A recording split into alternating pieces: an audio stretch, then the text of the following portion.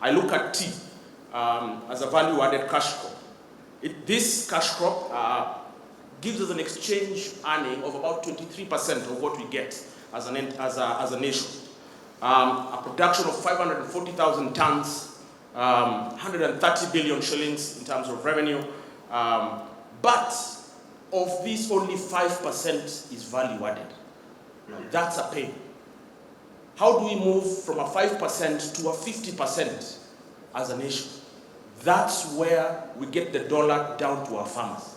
Okay? And it's up to us as an industry, as manufacturers, to be able to see that instead of exporting the raw material out there, we actually value add and be able to take it to the market.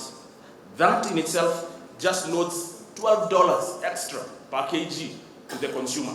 Thinking about my mother, man, an extra 1,200 bob per kg, it's an extra kid in school.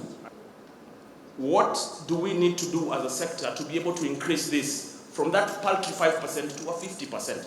Is a brainstorm that we need to have as an agribusiness sector to be able to close this gap. And we definitely promise to be part of the food security. Now, as I conclude, if you look at the graph on the far side, the production in terms of volume has always been almost consistent.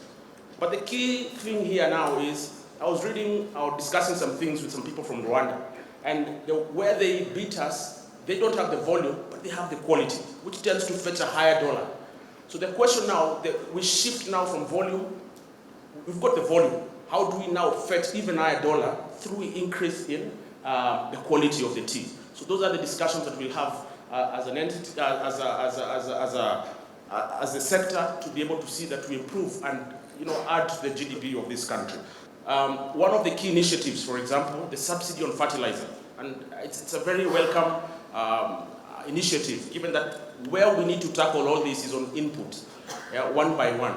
So we'd like to thank you for that initiative. And like in the West, say in the US, where they've managed to lock that kind of subsidy over almost in perpetuity, I'd like to request, Mr. President, that this is kept on lock and key, and probably the key thrown away somewhere in oblivion.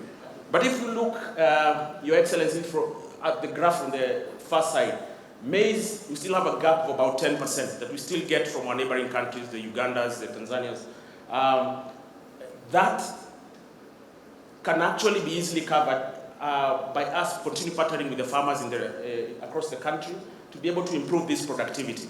However, the threat still remains the continued fragmentation of the parcels of land, which then kills the productivity and efficiency that we want to achieve.